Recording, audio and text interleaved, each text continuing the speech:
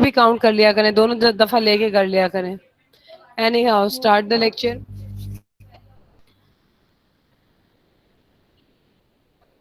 Given the data followed, test the hypothesis of the three populations are equal, alpha is equal to 5% के लिए।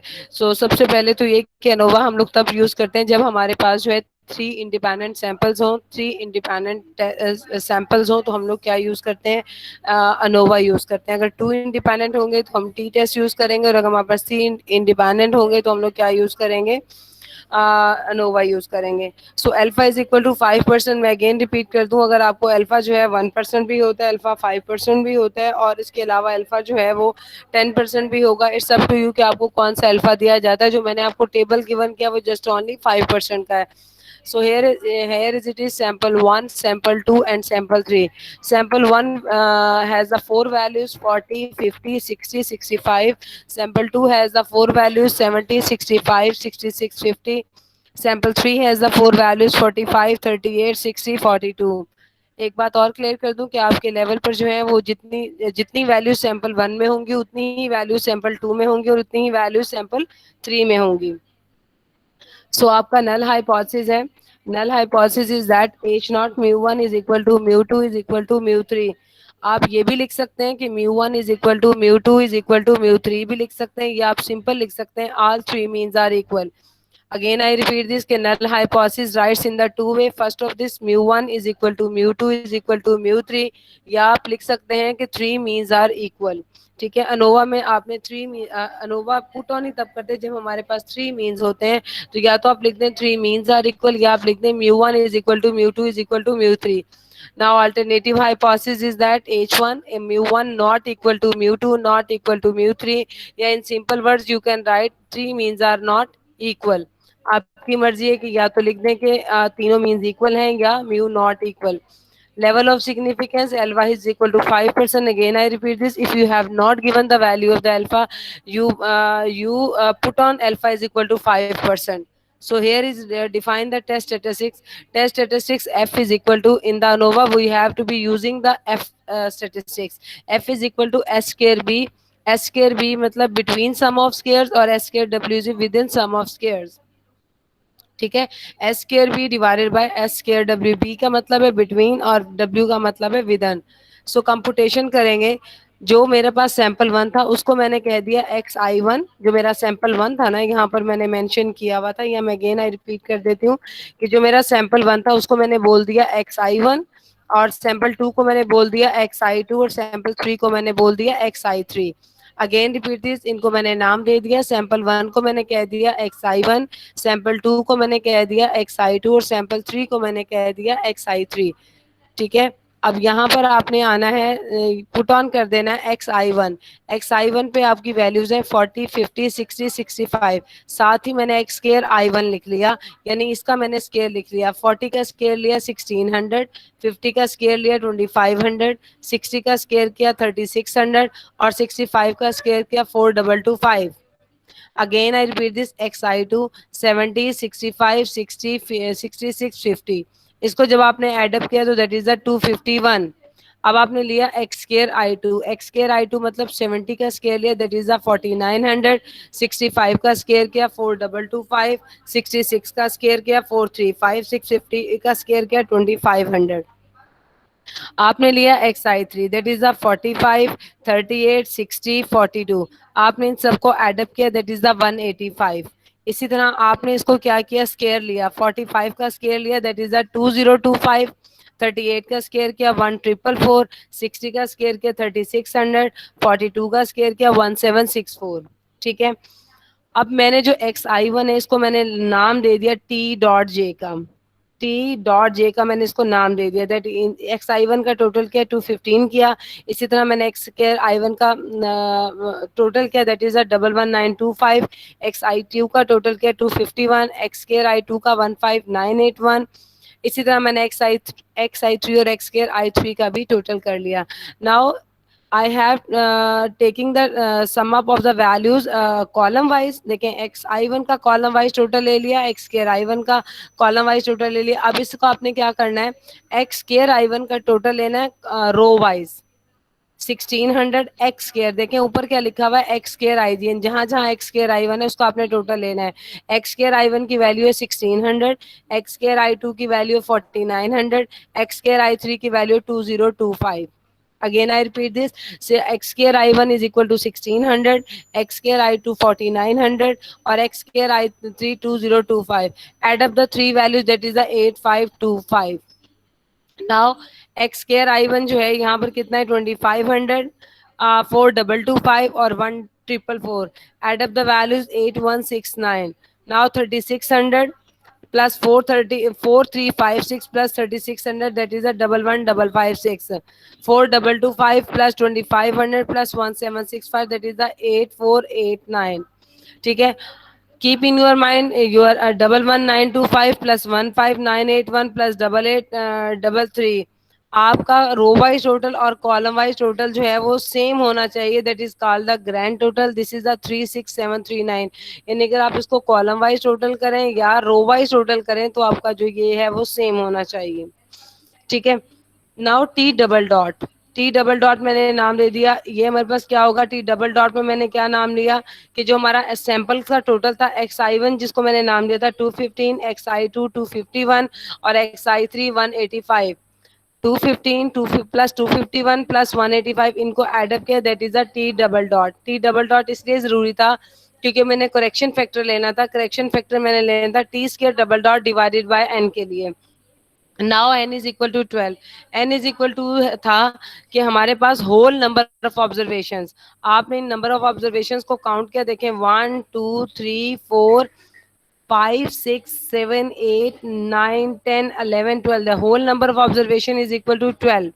now putting the values of the n, what is the n, putting the values of the N, six आप 651 T square double dot, आपने इसका square लेना है। Total हमारे पास T dot dot क्या था 651 था, 651 का स्केयर क्या divided by 12, that is a 35316.75, that is the value of the correction factor.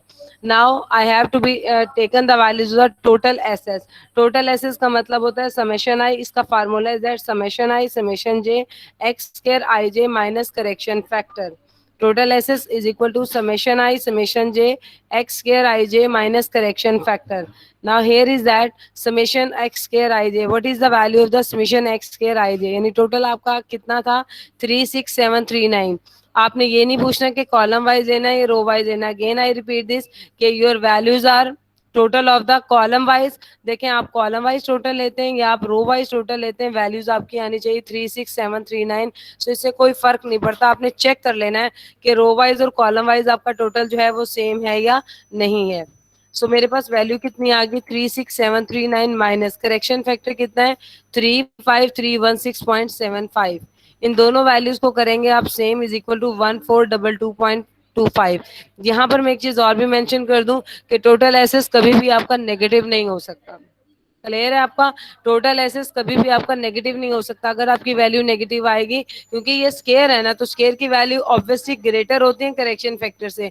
तो अगर आपकी वैल्यू ग्रेटर आती है इट्स मीन कहीं आपने कोई गलती की हुई है। ठीक है, अब आ जाएगा between SS. Between SS is equal to summation J T square dot J divided by R minus correction factor. T square summation J T square dot J minus correction factor. So सबसे पहले तो ये कि मैंने T dot J किसको कहा था, जो सैंपल्स का मेरे पास टोटल था। हेयर सैंपल वन कितना था मेरे पास 215, टी डॉट जे इसी को नाम दिया ना 215 प्लस 251 प्लस 185, ये मेरे पास क्या था टोटल था। 215 प्लस 251 प्लस 185, ये मेरा टोटल आ गया, दैट इज 651। अब मुझे इसका क्या लेना था, स्केयर लेना था। पर वैल्यू अपने स्केयर लेना, 215 का स्केयर 46225, 251 का स्केयर 63001, 185 का square 34225। Now add up the whole values, that is 143451। Add up the whole values 143451। अब जब बिटवीन सम ऑफ स्केयर्स निकालोगे तो कैसे निकालोगे, putting the values of the T square dot J that is 143451 divided by R. R मतलब repetition. In sample one how many values are exist, तो कितनी values हैं आपकी आर में सैंपल वन में देखें 1 2 3 4 आर, यानी टोटल हर सैंपल में कितनी वैल्यूज हैं, आर। आर का मतलब होता है कि पर सैंपल जो है ना आपकी ऑब्जर्वेशंस कितनी है वो मैंने आपको मेंशन कर दी। फिर मैं रिपीट कर दूंगी, अगर आप में से कोई बच्चा क्वेश्चन मैम हो सकता है सैंपल वन में डिफरेंट वैल्यूज हो सैंपल टू में, तो मैं ये स्टार्ट ऑफ द पॉइंट बता चुकी हूँ कि जितनी भी आपको जितने जो 3 सैंपल्स गिवन होंगे, जब आपने उसमें अनोवा लगाना होगा तो आपकी वैल्यूज तीनों सैंपल्स में सेम होंगी। अगर सैंपल वन में 5 वैल्यूज हैं तो सैंपल टू में भी 5 होंगी, सैंपल थ्री में भी 5 होंगी। क्लियर है आपको? यानी आपकी जितनी भी वैल्यूज हैं वो क्या हो जाएंगी, सेम सेम होंगी। अब आपने वैल्यूज को क्या किया, पुट ऑन किया। यहाँ पर आर हमारे पास कितना था, 4 था, मैंने यहाँ वैल्यू पुट की, that is a 546। Within SS के लिए विदन एसेस को निकालना बहुत आसान होता है कि आपने क्या करना है, टोटल एसेस में से बिटवीन एसेस को माइनस कर दिया।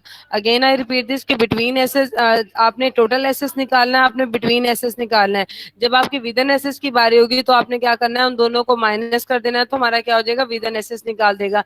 यहाँ देखिए मेरा टोटल एसेस कितना था, 1422.25 माइनस बिटवीन एसेस कितना था, 546। दोनों को आपने माइनस किया, दैट इज द 876.25। नाउ ये जो सारी कैलकुलेशन थी मुझे किसके लिए चाहिए थी, टेबल बनाने के लिए। यानी मुझे टेबल जो है वो बनाना के लिए सारी इंफॉर्मेशन चाहिए थी ताकि मैं इस टेबल में पुट ऑन कर सकूं।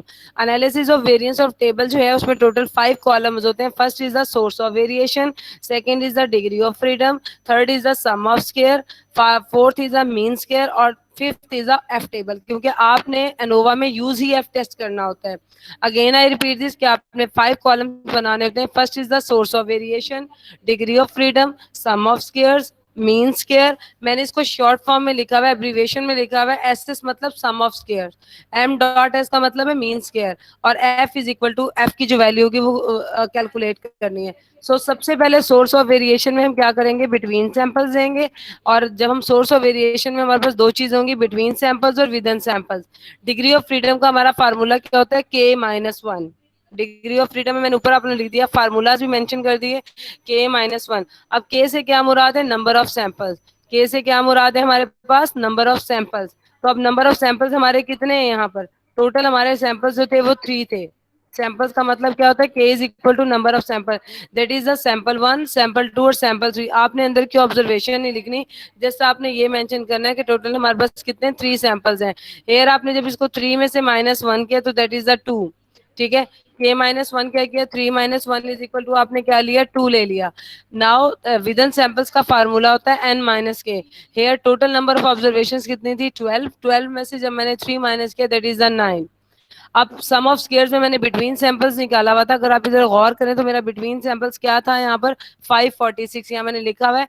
आप यहाँ पर कंप्लीट लिखिएगा, बिटवीन सम ऑफ स्क्वायर्स। मैंने यहाँ पर जो है ना वो एब्रिविएशन में लिखा हुआ है, B between dot sum of squares. ठीक है, अब आपने इसको क्या करना है, बिटवीन सम ऑफ स्क्वायर जो है मेरा कितना है 546, और जब मैंने विदन निकाला तो विदन मेरे पास कितना आ गया 876.25। अब अगेन देख लें कि मेरी वैल्यूज नेगेटिव नहीं आ रही हैं। अब आ जाएगा मीन स्क्वायर। मीन स्क्वायर का फार्मूला क्या होता है कि sum of square divided by degree of freedom. Sum of squares divided by degree of freedom. Sum of squares कितना था 546। 546 डिवाइड किया इसको 2 से, that is the 273। Now sum of squares कितना है 876.25, डिवाइड किया इसको 9 से, that is the 97.36। Again I repeat this कि जब आपने मीन स्क्वायर निकालना होता है तो आप क्या करते हैं, सम ऑफ स्क्वायर्स को डिवाइड कर देते हैं डिग्री ऑफ फ्रीडम से। ठीक है, जब भी आपने मीन स्क्वायर निकालना है तो आप क्या कहते हैं कि सम ऑफ स्क्वायर्स को डिवाइड करते हैं डिग्री ऑफ फ्रीडम से। अब आपने क्या करना है, एफ निकालना है। एफ में आप क्या करेंगी कि जो मीन स्क्वायर की वैल्यू आएगी दैट इज द 273। 273 को डिवाइड करेंगे, जो मीन स्क्वायर होगा, मीन स्क्वायर बिटवीन सैंपल्स को डिवाइड करेंगे विद इन सैंपल्स में। 273 को आपने डिवाइड कर दिया 97.36, दैट इज द 2.80। अब here value of the F is equal to 2.80।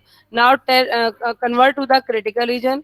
Critical region हम लोग क्या करते हैं, F greater than equal to F 0.0529। मैं आपको बता चुकी हूँ कि जब आप टेबल वैल्यू में आपको पहले बता चुकी हूँ कि कैसे देखनी है। वहां पर आपका अल्फा लिखा होगा 0.05, आपने V1 जो रखना है वो 2 है। Hair V1 is equal to 2 और V2 इज इक्वल टू 9। ठीक है, 0.05 को देखना है 2 और 9 में, दैट इज द 4.26। वैल्यू आपको देखनी आती है, but most important thing is that how you can calculate your result, that is the आपने लिखना है, आपने क्रिटिकल रीजन क्या करते हैं, reject H not if this condition fulfil, reject H not if this condition fulfill. Now putting the value of 2.80, is it 2.80 greater than equal to 4.26? No, 2.80 is not greater than 4.26. We can write, since calculated value f 2.0 does not fall in the critical region, so we accept our null hypothesis. क्योंकि हमारी जो 2.80 है वो greater नहीं है, तो हम क्या करेंगे, उसको एक्सेप्ट कर लेंगे। और जब हम उसको एक्सेप्ट करेंगे तो हमारा नल हाइपोथेसिस क्या कह रहा है, नल हाइपोथेसिस हमारा क्या कहता है एनोवा का, ये हमें बैक पर लेके जा रही हूँ। हमारा नल हाइपोथेसिस कहता है, क्योंकि मैंने अपने नल हाइपोथेसिस को एक्सेप्ट कर लिया है, तो वहां पर वो कह रहा है कि all the three means are equal. ठीक है, चूंकि मैंने अपना नल हाइपोथेसिस एक्सेप्ट कर लिया, मेरी वो कंडीशन फुलफिल नहीं कर रही, तो मैं यहाँ पर क्या कहूंगी, so we calculate that the all the three means are equal. ठीक है,